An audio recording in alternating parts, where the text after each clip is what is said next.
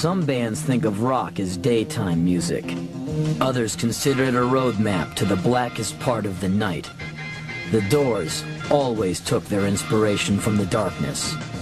Led by singer Jim Morrison, the band combined poetry and theater.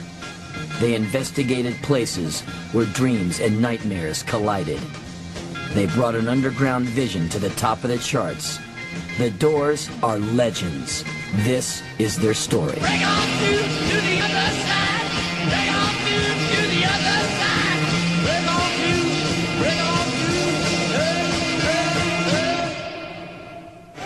to. During the early 1960s, California was a hotbed of rock and roll. The Beach Boys set the tone for a lifestyle of fun, fun, fun. By mid-decade, San Francisco is a haven for the hippies and their smile-on-your-brother attitude. But in Los Angeles, the Doors left flower power to rot on the vine. They looked for truth by moonlight.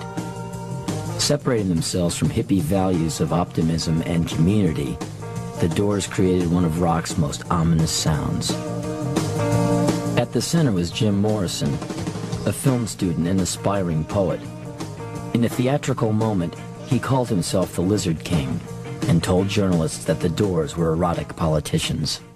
I think these days, especially in the States, you have to be a politician or an assassin or something to really be a superstar. Like the Stones in the Velvet Underground, the Doors flirted with danger. They stood for investigating the extremes of every situation. We want the world and we want it now. Right, Mama?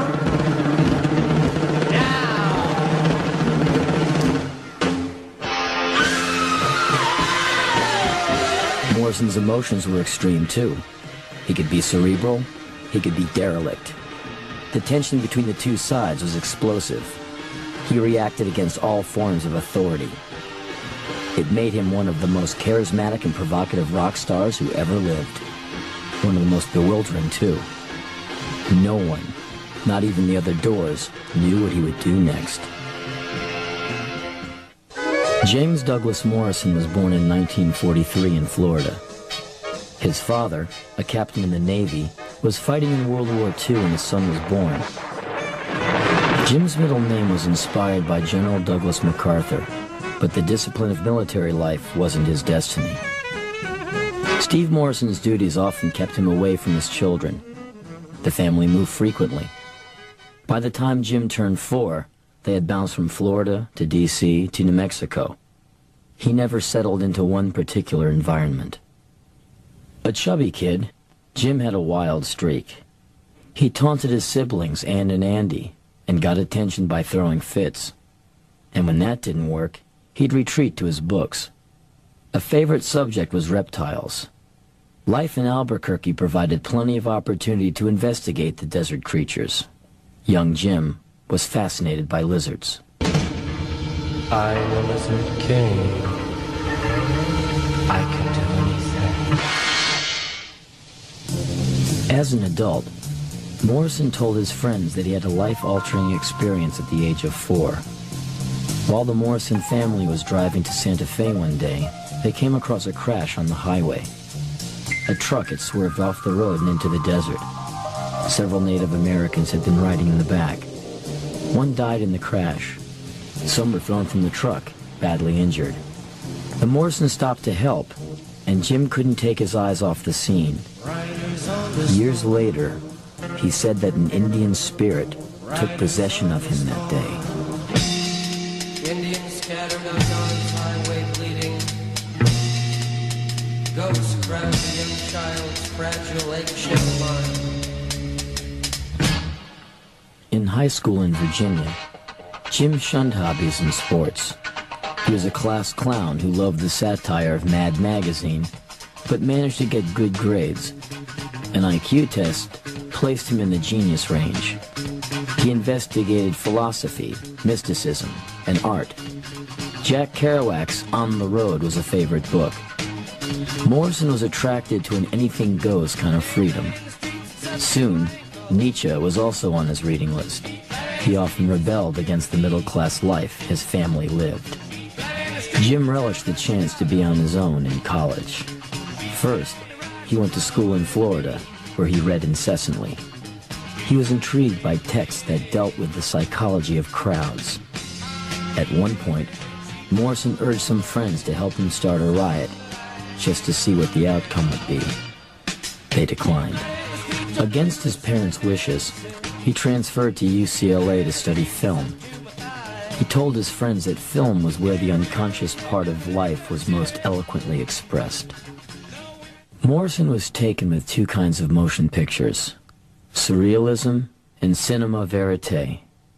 He was fascinated by the difference between sensual dreams and blunt reality. Jim made one film while he was at UCLA. He got a D on it. He fell in with several students who were dedicated to art, and some who made an art of partying. One pal was in a band with his brothers on the weekends. His name was Ray Manzarek. Ray liked Jim. He thought Morrison was witty, devilish, and smart. Manzarek's group, Rick and the Ravens, was a bar band. They did tunes like Louie Louie, and they'd invite fellow students up on stage to sing along. One night at a local bar, Jim joined too, but he was shy and didn't do much more than shake a tambourine. After graduation, Morrison took an apartment in LA's bohemian neighborhood, Venice Beach. There he read the poems of Rimbaud and wrote his own verse. He told one friend he wanted to start a band. "I never went to concerts," he said, "but I heard in my head a band and singing in an audience." He slept on rooftops near the ocean. He crashed at friends' houses. Morrison was living the poet's life. The afternoon he bumped into Ray Manzarek on the beach changed both of their lives. School was finished, we had nothing to do, and Jim was going to New York, I was going to stay in Los Angeles, and about a month into the summer vacation, who comes walking down the beach but Jim Morrison? And I asked him, "What are you up to, man? I thought you were going to New York." He said, "No, I decided to stay here and write some songs and stuff." I said, "Well, go ahead, sing one of the songs." And then he did Moonlight Drive, and I thought the words are just amazing. Let's swim to the moon. Let's climb through the tide. Penetrate the evening that the city sleeps too high. Let's swim out tonight, love. It's our time to try. Heart beside the ocean on our moonlight drive. Jim needed someone to believe in him and help him set his words to music. He moved in with Ray and began to work on songs. They called themselves The Doors, after Aldous Huxley's book, The Doors of Perception. Huxley's title itself came from William Blake's line, "If the doors of perception were cleansed, everything would appear to man as it is, infinite." At first, the Doors had no drummer. That changed when Manzarek met John Densmore at a meditation class. John was an inventive drummer without a regular gig. He was playing fraternity parties for pocket money when he met the Doors. Together with a bass player, Morrison, Densmore, and the Manzarek brothers cut a demo tape that included Moonlight Drive, Hello, I Love You, and a tune called Go Insane. Columbia Records signed the group, but then dragged their feet about recording sessions. It was clear the band was not a priority.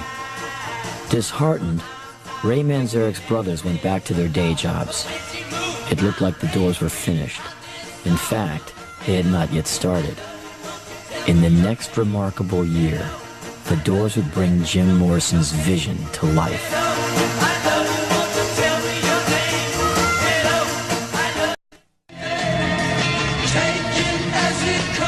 Jim Morrison, Ray Manzarek, and John Densmore wanted to keep the Doors together, but they had lost two members and were getting no support from their record company. Densmore said he knew a good guitarist, Robbie Krieger.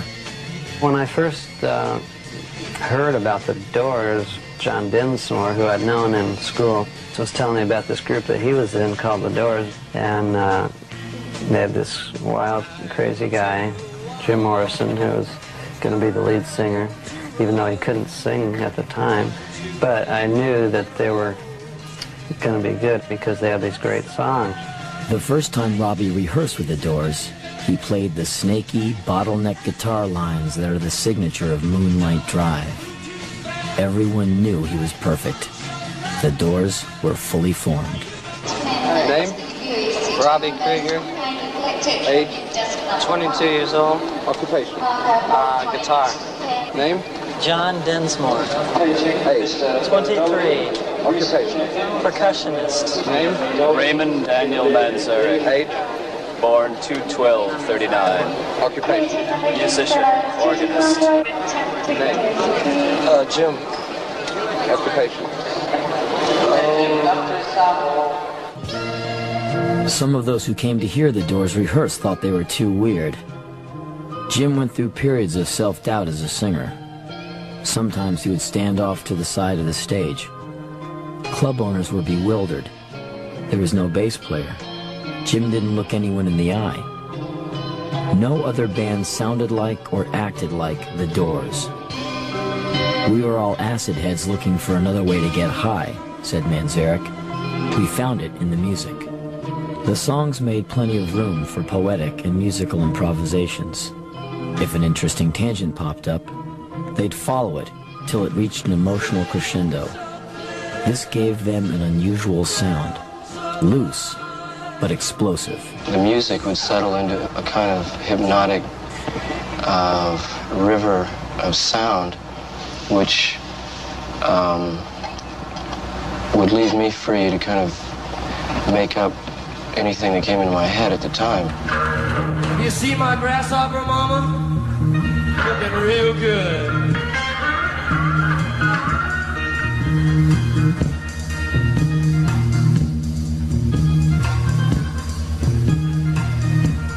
Uh-oh, I blew it. It's a moth.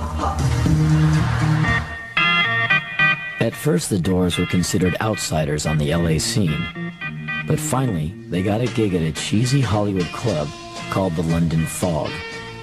Jim grew more confident on stage, and his singing improved. His blend of insolence and vulnerability seduced many listeners. Before long, the Doors became the house band at the prestigious Whiskey A Go-Go. Jim's improvised passages included lots of sexual innuendo. Often stoned, he'd hurl himself around stage, writhing with the rhythms. Other times, he remained motionless, with his head hung, whispering into the mic. The other Doors reacted to Jim's moves musically. It was a far cry from the bounciness of other LA bands, like Buffalo Springfield or the Byrds. The mood I get from most of it is kind of a heavy, kind of a sort of gloomy feeling, you know, like of someone not quite at home, or you know, or not quite relaxed. The booking agent at the Whiskey said Morrison's dirty street clothes weren't right for the stage. She helped him choose a skin-tight leather outfit to wear. Already dangerous looking, Jim took on a regal air. He was a young Adonis with the sexual magnetism of early Elvis. Women made up much of the band's audience. Pam Corson made a point of being at every Doors gig. It wasn't long before she became Morrison's girlfriend. But it was not just the female fans who were captivated by Jim's performances. Crowds gathered each night at the Whiskey to see what kind of crazed theatrics Morrison would come up with. One night, filled to the brim with LSD, he produced a defining moment. During The End, a song about a romantic breakup, Jim improvised a new section that had blatant Oedipal references. Father? Yes, son. I want to kill you.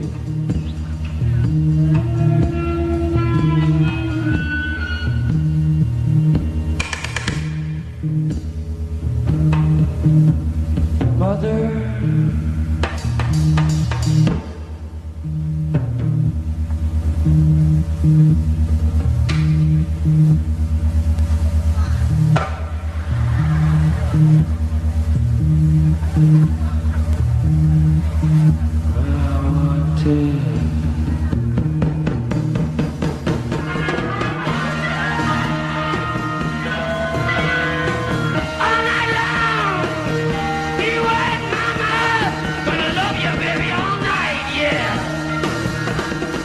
The Doors were fired as soon as they left the stage, but the Sunset Strip buzzed about their performance for weeks. Columbia let the band go without ever releasing an album. Elektra Records moved in. In September of '66, Morrison, Manzarek, Krieger, and Densmore went into the studio with producer Paul Rothchild. Manzarek called the creative process a sort of a seance. The result was one of rock's most electrifying albums. One of the most eerie, too. The first time the Doors tried to capture the end in the studio, it didn't work. Jim was tripping, and the focus wasn't there. A few days later, Morrison felt more secure. With all the studio lights off and a single candle burning, the Doors got the take they wanted. 11 minutes long, the end was a testimony to brutal self-examination. It was full of anger, mystery, and destruction. The Doors had captured their essence on tape. Later that night, when the studio was closed, Morrison returned, broke in, and sprayed a fire extinguisher all over the room where he had sung.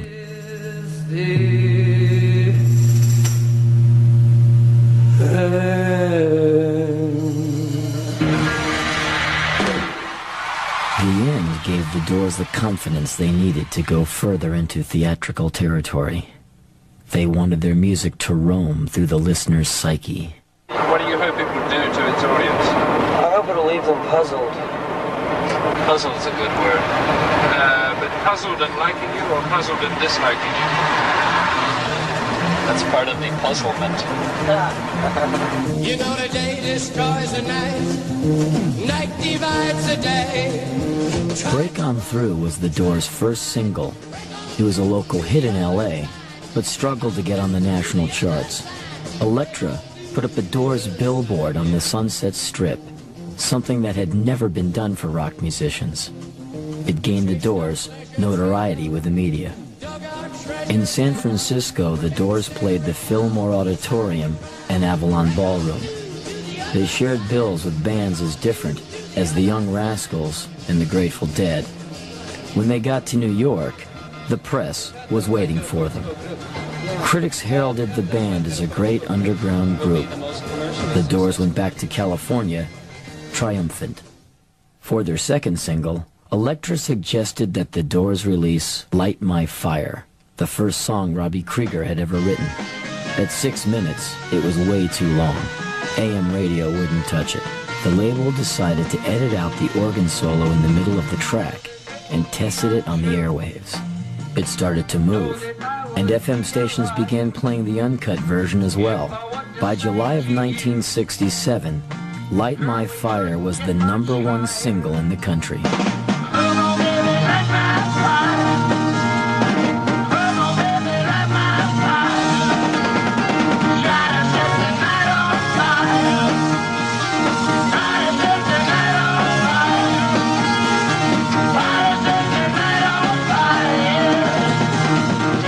In a matter of weeks, the Doors were rock stars. The wild ride had begun.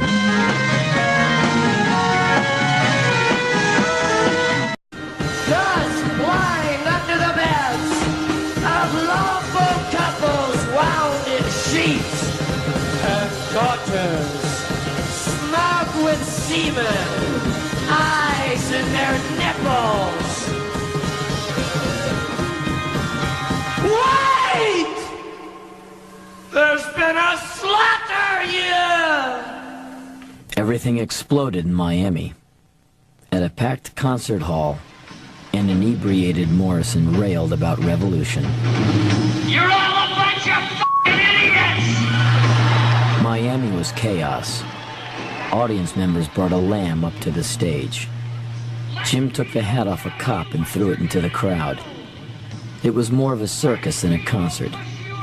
Jim started a striptease and asked the audience if they wanted to see his penis.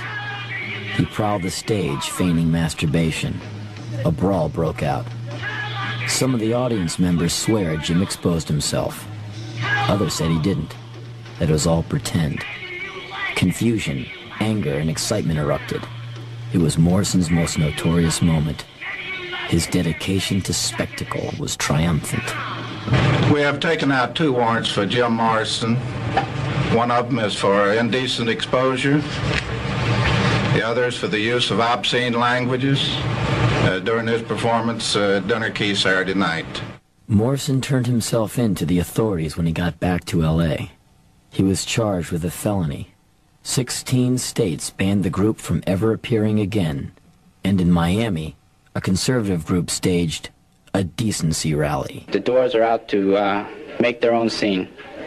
It was a bad scene, and like I say, it was completely unwarranted. And I just want to know if anyone has the courage enough to stand up and do something about the trash that's being brought into Miami. I've heard that the Doors, they got kicked out of other places because of the riots and their indecent exposure and they're talking, and I feel that we have to do something about this. This is real disgusting.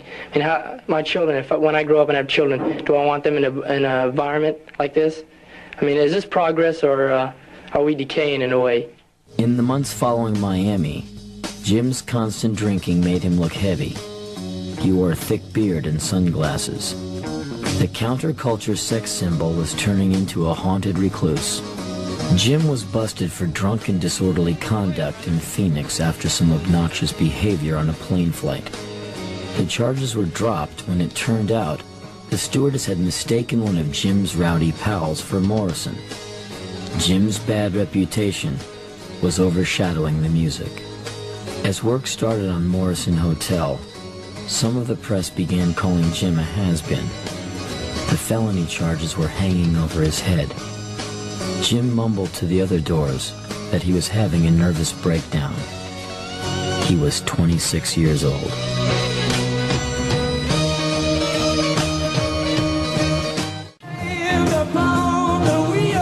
In 1970, the Doors were suffering from a critical backlash, and Jim Morrison was facing felony charges for allegedly exposing himself in Miami. The Doors knew they had to make a musical statement strong enough to silence the doubters. Their new record, Morrison Hotel, was a return to stripped-down rock and roll. It avoided cosmic lyrics and jazz chords. Instead, it featured Bo Diddley rhythms, blues riffs, and lots of Morrison wailing. The cover photo was shot in the Skid Row Hotel in L.A. The picture on the back was of a raunchy bar room. The message was clear. The Doors were dumping their pretenses. The band was concentrating on down and dirty rock. Some of the group's teeny bopper fans drifted away, but the Doors' hardcore audience liked what they heard. As Morrison Hotel was pushing its way up the charts, a book of Jim's poetry was released. The Lords and the New Creatures contained some of his verse from earlier days. As a Doors live record was released, Morrison dwelled on the pending Miami trial. He had cause to be worried. Well, in the realm of art and theater, I do think that there should be complete freedom for the artist and performer. I'm not personally that convinced that nudity is always, a necessary part of, a play or film, but the artist should feel free to use it if he feels like it. Jim hoped the trial would be seen as a fight over freedom of expression. Instead, it turned into a pop culture carnival, with crowds of teenage fans outside the building. Jim took the stand and said he didn't remember if he had actually exposed himself. He was too drunk to recall. The jury decided he had. Though they let him go on some counts, Morrison was convicted on the charge of indecent exposure. He was sentenced to 6 months of hard labor. His lawyers filed an appeal. Toward the end of the trial, Jimi Hendrix and Janis Joplin both died from abuse of drugs and booze. Morrison told some pals, "You're drinking with number 3. Jim was depressed. The wear and tear of drinking and the threat of prison wounded his interest in music making. When they went in to make their next record, the Doors weren't very energetic. Their longtime producer, Paul Rothchild, got frustrated and quit. He said that the new tapes sounded like cocktail jazz. Rothschild's departure shook the Doors and forced them to work harder. Along with their engineer, Bruce Botnick, the band produced themselves. They enjoyed the new freedom. The result was L.A. Woman. It was eloquent in its description of apprehension and fear. Riders on the Storm was a dreamy tale of a serial killer that set the mood for the danger that was lurking ahead. Riders on the Storm. Late in December of 1970, Morrison cut a spoken word record of poetry. He showed up at the studio with a bottle and some friends. It was his birthday. For hours he acted out his verse. Poetry was his first love. He was thrilled to finally have the opportunity to document it. Awake. Shake dreams from your hair, my pretty child, my sweet one. Choose the day and choose the sign of your day, the day's divinity. First thing you see. The Doors went off to Dallas and New Orleans to do shows. The first was fine. The second was awful. Drunk and drowsy, Morrison continuously smashed the mic stand into the stage, mumbling to himself. Densmore walked away from his drum set. The tour was canceled. The Doors were disintegrating. Jim Morrison was burned out and facing jail. The Doors had completed their obligation to Elektra Records. Morrison told his bandmates and friends that he and Pam were going to Paris to be alone. He wanted to spend time reading and writing. He had to get away from the trappings of rock. I must find a place to hide, a place for me to hide. L.A. Woman was released, and the song Love Her Madly was a hit. But Jim was enjoying the calm of French Bohemia and the freedom of anonymity. He told friends that, people think of me as a rock star. I don't want to have anything to do with it. Back in L.A., the Doors rehearsed without him. Even when his life was calm, Jim had to contend with alcoholism. After a couple of months of casual living, he slipped into his manic behavior once again. On July 2nd, 1971, in Paris, he went to see a Robert Mitchum movie and came back home complaining of chest pains. In the middle of that night, Pam found him dead in the bathtub. Only Pam and the doctor who signed the death certificate ever saw Jim Morrison's body. There was no autopsy. That prompted endless speculation. Did Morrison fake his death and disappear to get away from the courts and the spotlight? Did he buy heroin from a French dealer and OD? The rumors were wild and varied. He was already an international star. Death would make Jim Morrison a legend.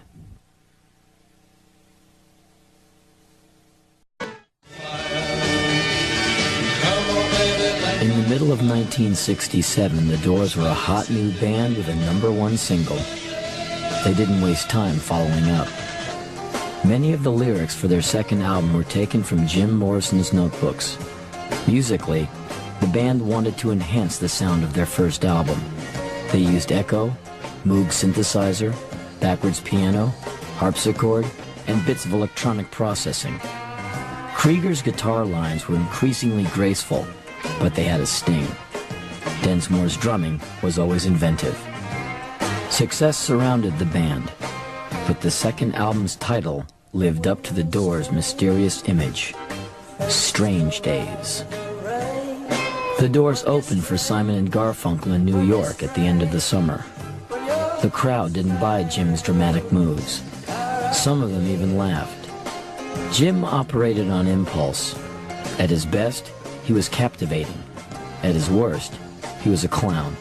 After the Simon & Garfunkel show, he knew everybody wasn't going to swoon to his antics. That didn't mean Morrison was going to change for anyone.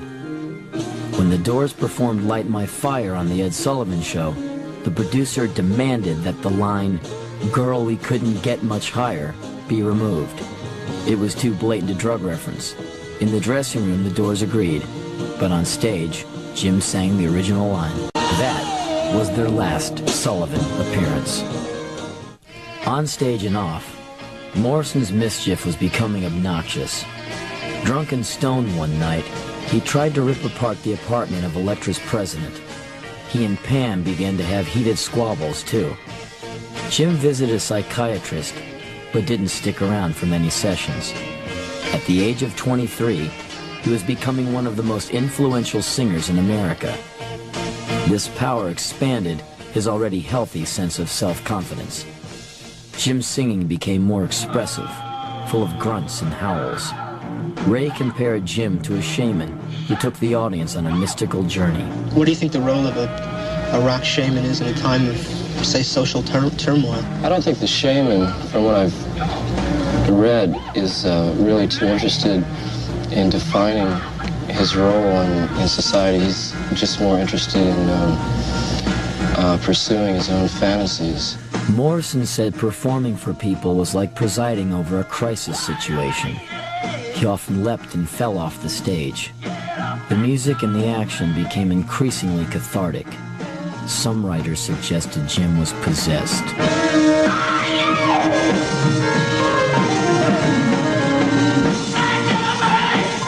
In New Haven, Connecticut, Morrison demonstrated his defiance. Jim was making out with a fan before a show in October of '67 when he was confronted by a policeman. The cop told Jim to clear the room. Jim mouthed off and got a blast of mace in the eyes. The Doors went on anyway. During one song, Jim began telling the audience what had happened backstage and was viciously teasing the police. The cops threw on the house lights and dragged Morrison off the stage. He was charged with breach of peace and immoral exhibition. The FBI opened a file on Jim Morrison. Now known by every rock fan in the world, the Doors began work on their third album, Waiting for the Sun. It was to have a whole side dedicated to Morrison's extended poem, The Celebration of the Lizard. Hopes were high that it would be his masterpiece, but things were unraveling. Pam was urging Jim to quit the Doors and lead a quieter life as a poet. Booze became a steady companion for the singer. Occasionally, his writing was incoherent. The trappings of pop stardom made Jim wonder about his effectiveness as an artist. John Densmore lost patience with the Doors' lack of focus in the studio. One night in the studio, I said, "That's it, goodbye, F you," to the whole band, and I left. And I came back the next day because I couldn't give up my art. But that was my way of saying, we got to stop this, destruction. Densmore's actions sent a message to the others. Jim was veering out of control. The band hired a bodyguard to keep him away from whiskey. Well, show me the way to the next whiskey bar. Keeping Morrison straight was impossible. The Doors became increasingly frustrated with working on Celebration of the Lizard. The piece didn't hold up. The friction between young protesters and the government over the war in Vietnam was at its zenith. The Doors released the highly theatrical song, The Unknown Soldier. They also produced a promotional film for the track. At the end of it, Morrison mimed being shot dead, a martyr. Some radio stations played the song, but many thought it was too controversial or just too strange to be commercial. Do you think you're a political group? The music can't help but reflecting things that are happening around it.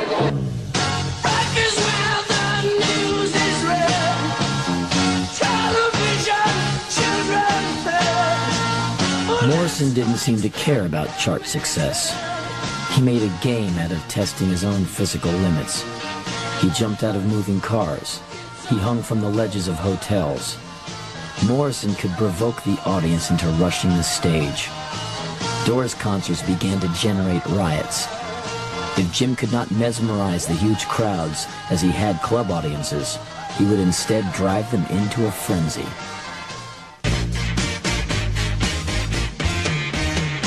Hello, I love you, won't you tell me your name? Hello, I love you, let me jump in your game. The Doors hadn't had a hit song in the year since Light My Fire. They released Hello, I Love You in June of '68. It was their second #1. But its simplicity caused many fans to wonder about the band's direction. In all honesty, Hello, I Love You was released because we felt it had the best chance on the top 40 charts. Waiting for the Sun came out a few weeks later and went gold quickly. The only thing saved from Celebration of the Lizard was a 4-minute song called Not to Touch the Earth. It contained the line, I am the Lizard King. I can do anything. Jim's myth continued to grow. Ladies and gentlemen, from Los Angeles, California, the Doors! Concert venues began getting bigger, but the Hollywood Bowl and Madison Square Garden didn't supply the kind of intimacy the Doors were used to. And of course, they were expected to play their hits. That kind of formula was at odds with their roots in improvisation. In the early days, the band made up its tunes as it went along. Now they felt a commitment to give the audience what it came for. Morrison began scripting some of his stage falls, a showbiz move. Teeny boppers filled the shows, and Morrison believed they were missing the depth of his lyrics. He was frustrated. One day Jim announced he was quitting. Ray talked him into staying for another 6 months. You definitely generate an atmosphere or a mood which might be characterized as rebellion, chaos, disorder, and activity that appears to have no meaning. On stage, Morrison's sexual overtones became more and more graphic. Local police began to monitor the Doors shows for indecent or illegal activity. There was a shoving match in Phoenix as fans rushed the stage after Morrison had taunted the audience. No matter how hot it got, Morrison couldn't resist fueling the fire. Come on, come on, come on, come on, now touch me, babe. Can't you see that I am not afraid? For their next single, the Doors added an orchestra. Touch Me had a Las Vegas tinge to it. At the LA Forum, with the orchestra in tow, the band didn't go over. Morrison asked the crowd what they wanted. Light my fire, they roared. Celebration of the Lizard is what they got. With the death of Jim Morrison, the future of the Doors was uncertain. After much internal debate, Ray Manzarek, Robbie Krieger, and John Densmore decided to continue as a trio. They released 2 records after Morrison's death. Ray sang most of the songs.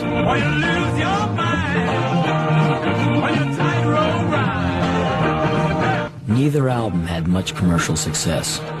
They split up in 1973. In April of '74, Pamela Morrison was found dead from a heroin overdose in Los Angeles. The fans who believed Jim was still alive imagined she'd faked her death to join him. In 1978, the Doors created new music and sound collages to go along with the poetry tapes Jim recorded during his 27th birthday session in 1970. They were released by Elektra as an American prayer. The legacy of the Doors continues. In 1979, Francis Ford Coppola used The End to set the mood of horror and devastation in his Vietnam opus, Apocalypse Now. Hollywood also churned out a big screen bio of the band's turbulent career, directed by Oliver Stone. Doors songs became fixtures on classic rock radio. In 1997, Ray, Robbie, and John went into a Los Angeles studio to put music to a newly discovered Morrison song called Orange County Suite. By the lake, and people who laughed and made the poor heart ache. I'm very pleased with the music. Very proud to have made the music with Densmore, Krieger, and Morrison. And those guys they were great to work with, and I think we captured something, captured a moment in time, and captured also a timeless moment that'll perhaps live on into eternity. Always a friend of mayhem, the Doors interfered with the status quo at every opportunity. There are many rock fans who believe that's exactly what the music should do. Entranced by the hostility of modern life, Jim Morrison used hysteria and literature as a springboard into salvation. During the fevered years from 1967 to 1970, the Doors made some of rock's most eternally disturbing music. For those who were there and were awake, the music of the Doors will always summon a passionate, dangerous era. For those too young to know how the songs felt when they were new, the Doors offer a glimpse into the emotional complexities of a time too often reduced to nostalgic simplicities. The Doors represent the 60s dichotomies of artistic ambition and rampant hedonism, flower power and anarchy, peace and violence, LSD and Jack Daniels. They were the antidote that contained the disease. They paid a terrible price for going into the unexplored regions, but they brought back incredible stories.